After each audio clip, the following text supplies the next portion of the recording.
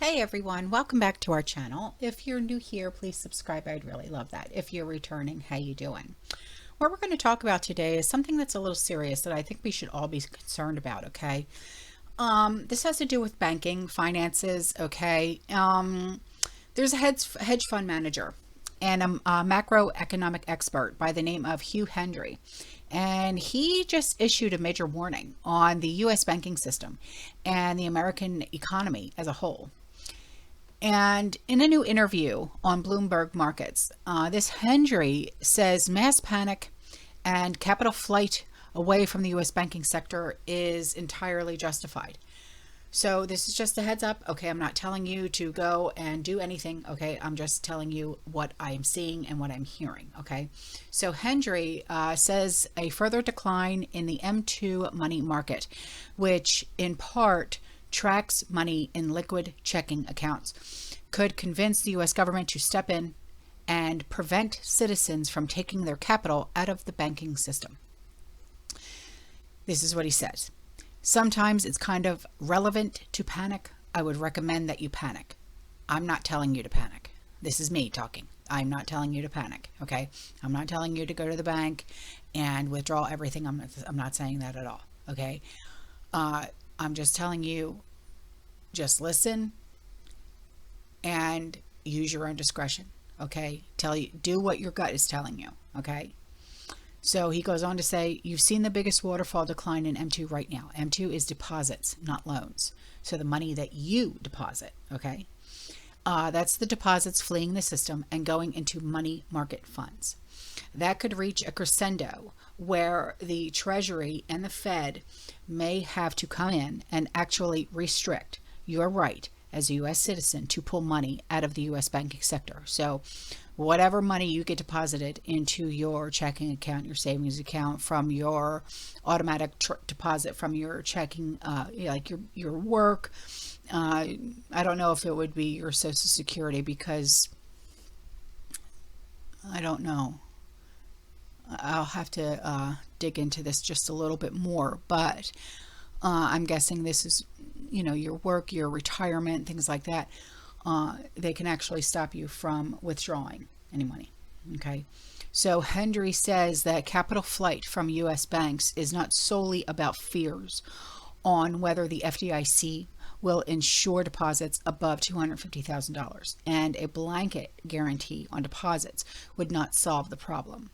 So he says that there is a capital flight deposit from the banking sector seeking yield. And he said, I fear that, don't say this lightly, but in 1934, the Federal Reserve Act confiscated gold from U.S. citizens. Right, that was with the Great Depression, stuff like that. We're at a point where the Fed and the Treasury officials, I'm sure, are having to consider a gate, a lock on U.S. bank deposits when it comes to where Americans can place their capital amid the uncertainty.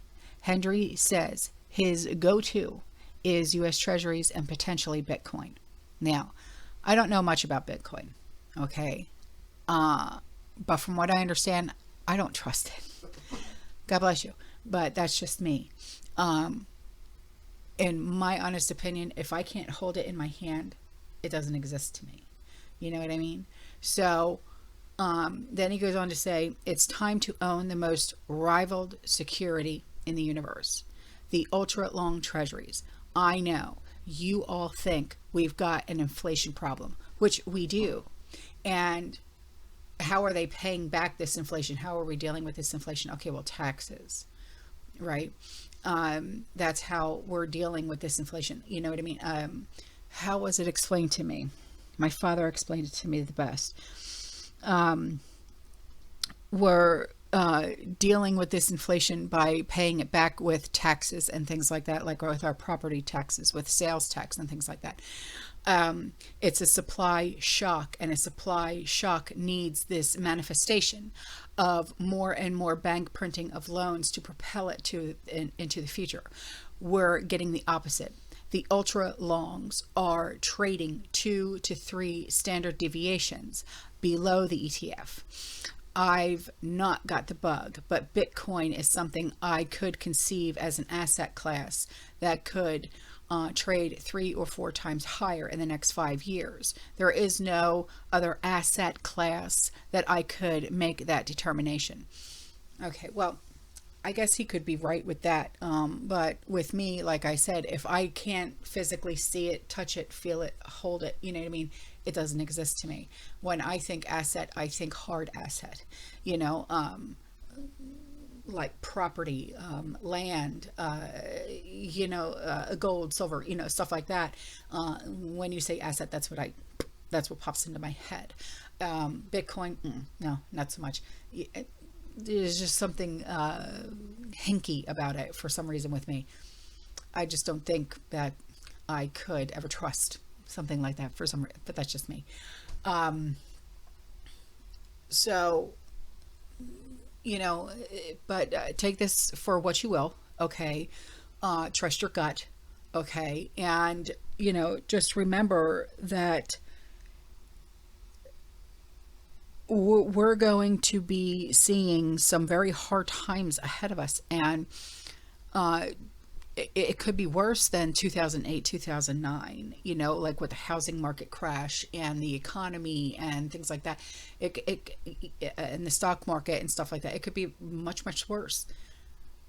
But I'm not quite sure. I go off of what my dad says, because he's into all of that. I go off of what Trish says. Why? Because she's, she works for Goldman Sachs. She knows what she's talking about, So I listen to them, but if this guy's saying that, it's a possibility that they could stop us from, withdrawing money out of our own accounts, that's a little scary, so, but like I've always said,